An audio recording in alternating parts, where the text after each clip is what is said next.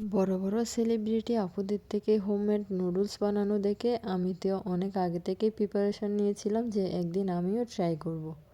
Hello everyone, নমস্কার সবাইকে। কেমন আছে সবাই? আশা করছি সবাই খুব খুব ভালো আছে। আমিও কিন্তু অনেক ভালো আছি।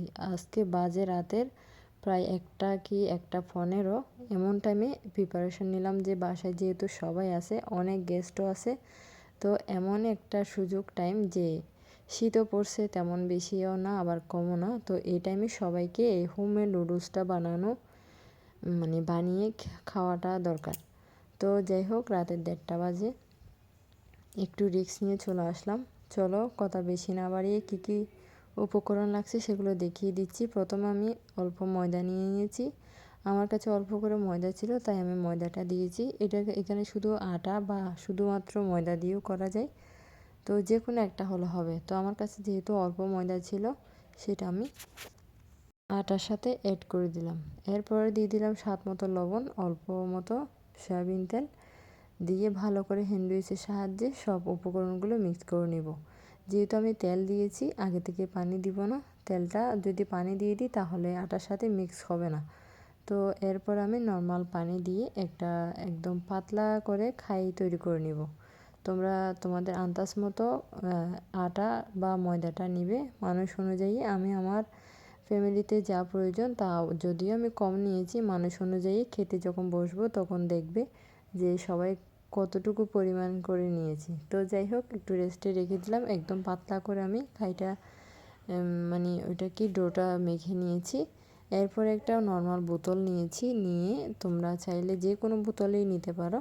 তো আমি এটাকে কি বলে, ফেরাক না কি বলে তো জানি না, এটা দিয়ে যে কোনো একটা লোহা জাতীয় কোনো কিছু দিয়ে এই বোতলের মুখটা একটু ছিদ্র করে নিবে। আমার ছিদ্রটা অনেক বড় হয়ে গেছিলো, যেটার কারণে আমার পরে সমস্যা ফেস করতে হয়েছে। যদিও তোমাদেরকে দেখাবো কী সমস্যা ফেস করতে হয়েছে। তারপর আমি রিস্ক নিয়ে এই নুডলসটা বানিয়ে সবাইকে খাওয়াই একদম চমকায় দিয়েছি।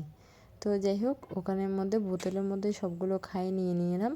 এরপর একটা ফ্রাই প্যান দিয়ে দিলাম, একটু তেল নিয়ে নিয়েছি। যদি আমার তেলের প্রয়োজন হয় তাহলে আমি তেলটা ব্রাশ করে ইউজ করব। তো যাই হোক, ফ্রাই প্যানটা আমার গরম হয়ে গিয়েছে। দেখুন, এটাই হচ্ছে আমার প্রধান কাজ। অনেকেই দেখেছি যারা আমার সেলিব্রিটি আপুরা হোমমেড নুডলস বানিয়েছে, তাদেরকে দেখেছি এখানে ডিমও ইউজ করছে। আমি শুধু ডিম ইউজ করিনি, তো দেখলাম যে আমারটা একটু ভিন্নতা দেখাই যে ডিম ছাড়া আসলে কেমন হয়। তো একটু রিস্ক নিয়ে করাতেই হয়তো বা এমন। তো বোতলের ছিদ্রটা একটু বড় করাতে না সুন্দর শেপ আসছিল, না কোনো কিছুই আসছিল। কিন্তু মনটা আমার খুবই খারাপ হয়ে যাচ্ছিল যে এত আশা করে সবাইকে বসিয়ে রেখেছি নুডলস খাওয়াবো বলে। তো এখন দেখি আমার এই অবস্থা, এখন কি করব আমি। তারপরে রিস্ক নিয়ে আমি সবগুলো এমন করে বানিয়ে নিয়েছি। যদিও শেষ পর্যায়ে নুডলসগুলো খুব সুন্দর হয়েছে। তো একজনের সাহায্যে, আমার একটা ছোট্ট ভাইয়ের সাহায্য নিয়েছি, যে ও একটা টেপ দিয়ে উপরের যে বড় ছিদ্রটা সেখানে অল্প করে অর্ধেকটা টেপ মেরে দিয়েছিল। এরপর থেকে শেপগুলো খুব সুন্দরলি আসছিল। তো যাই হোক, আমি একে একে সবগুলো নুডলস এভাবে বানিয়ে নিলাম।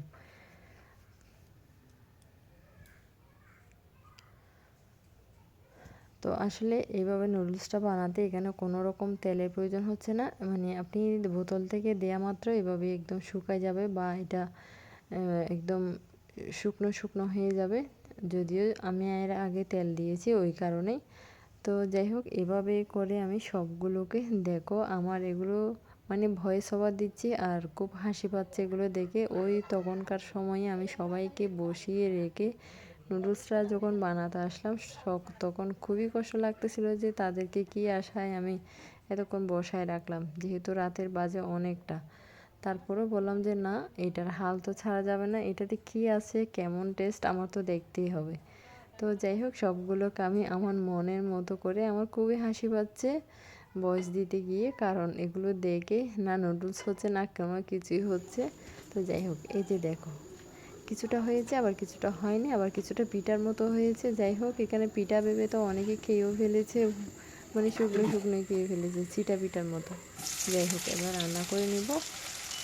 রান্না করার জন্য বেশ কিছুটা তেল দিয়ে দিলাম, পেঁয়াজ কুচি দিয়ে দিলাম, এক মুঠি কাঁচামরিচ দিয়ে দেবো।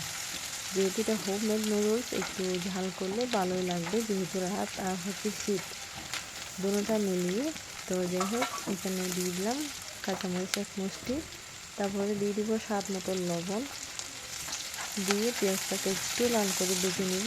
আমি অফ ক্যামেরায় এখানে একটা ডিম আর কিছুটা চিকেন দিয়ে দিলাম, দিয়ে ভালো করে মশলাটাকে একটু নাড়াচাড়া করে নুডলসটা দিয়ে ভালো করে একটু মিক্স করে নিব নুডলসের সাথে।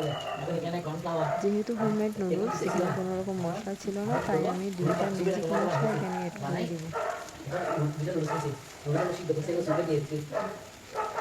নুডলসটাকে ভালো করে নাড়াচাড়া করে 2টা ম্যাগি মশলা করে দিব। আর দেখো নুডলসের সাথে যেহেতু অনেক রাত হয়ে গেছে আর স্যুপ না হলে তো হবেই না, যেহেতু সবাইকে বসিয়ে রেখেছি নুডলসের আশায়, তো শুধু নুডলস দিব, সাথে স্যুপ রান্না করব, স্যুপও সবাইকে গরম গরম পরিবেশন করব।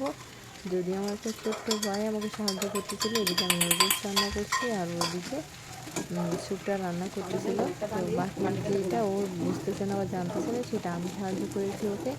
তো এভাবে করে সব কিছু রেডি করে ড্রয়িং রুমে নিয়ে গেলাম এবং সবাইকে যখন পরিবেশন করতে গেলাম দেখলাম যে এই নুডলস আসলে সবার হচ্ছে না, মানে 1 চামচ করে সবাইকে দিয়েছি। তো যাই হোক ভিডিওতে তোমরা অবশ্যই দেখতে পাবে। আমার রান্না এখানে কমপ্লিট হয়ে গেছে সব কিছু। এবার আমি ড্রয়িং রুমে চলে গেলাম পরিবেশন করার জন্য। যা যা ছিল বাটি ডিশ, যেহেতু রাত হয়ে গেছে তো যখন যেটা হাতে নাগালে পাইছি সব কিছু নিয়ে এসেছি। এই যে দেখো একদম অল্প অল্প করে সবার ভাগে পড়তেছিল, প্রায় 8-9 জন মানুষকে বসিয়ে রেখেছি। গরম গরম খেতে সত্যি রাত যেহেতু হয়েছে অনেক অনেক মজা লাগছে। তোমরা সবাই অবশ্যই ট্রাই করবে আর আমার ভিডিওটি কেমন হলো অবশ্যই জানাবে। নুডলসটা দেখতে সুন্দর না হলেও সত্যি বলছি অনেক টেস্ট হয়েছিল। তো সাথে হচ্ছে গরম গরম স্যুপ। তোমরা অবশ্যই ট্রাই করবে একদিন বাসায়, সত্যি বলছি। আর বাচ্চাদের তো অনেক বেশি হেলদি হবে, যেহেতু এটা হোমমেড, এখানে কোনো রকম ভেজাল বা কোনো রকম কোনো কিছুই দেওয়া হচ্ছে না। বাচ্চাদেরকে দিলে প্রতিনিয়ত খুব খুশি করে খেয়ে নেবে ওরা। তো আজকের